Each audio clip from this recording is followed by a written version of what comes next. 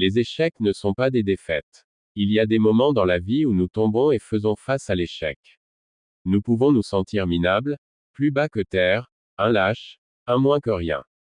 Cependant, il est important de se rappeler que les rois, les champions et les légendes sont tous tombés avant nous. Tomber ne signifie pas perdre. Nous perdons lorsque nous abandonnons le combat, lorsque nous décidons de fuir ou lorsque nous ne croyons plus en nos rêves.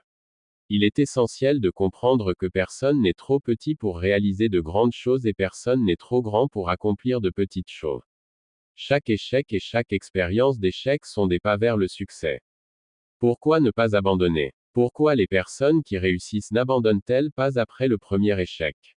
Ou après 10 échecs? Ou même après 100 échecs? La raison est simple. Elles veulent voir leurs rêves devenir réalité et elles sont prêtes à travailler dur pour y parvenir. L'échec n'est pas une option, c'est une expérience. Lorsque nous tombons, nous nous relevons. Nous sommes des loups. Nous ne renonçons pas, nous revenons.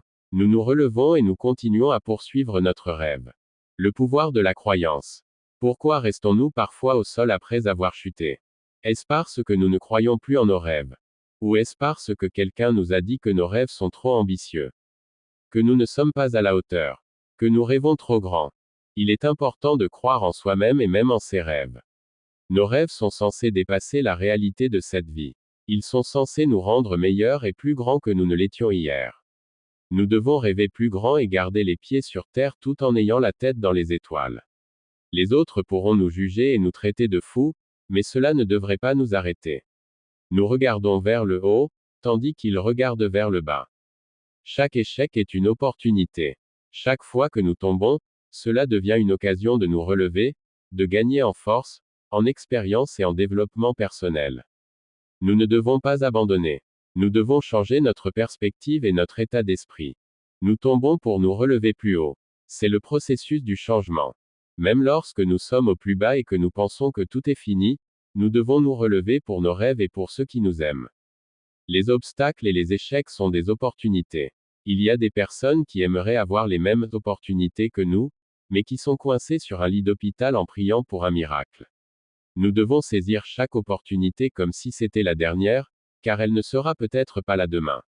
Nous ne perdons jamais, nous gagnons ou nous progressons, mais nous ne perdons jamais. Les échecs ne sont pas des défaites. Ils font partie de notre parcours vers le succès.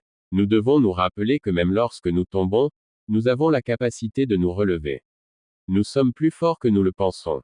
Alors n'abandonnons pas. Continuons à rêver plus grand et à poursuivre nos objectifs. Nous ne perdons jamais, nous gagnons ou nous progressons.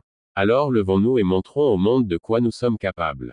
Maintenant, grâce à vous, j'ai appris davantage, et je vous promets d'être sage et de me souvenir de cette histoire pour ne pas m'induire dans l'erreur. Grand-père, merci et bonne nuit. Les contes de mon grand-père nous rappellent l'importance des traditions, de la sagesse transmise de génération en génération. Ils nous invitent à explorer l'imaginaire, à rêver et à croire en la magie qui réside en chacun de nous. C'est un hommage à ces histoires qui ont marqué notre enfance, qui ont nourri notre esprit et façonné notre vision du monde. Abonnez-vous à notre chaîne YouTube. Merci à vous.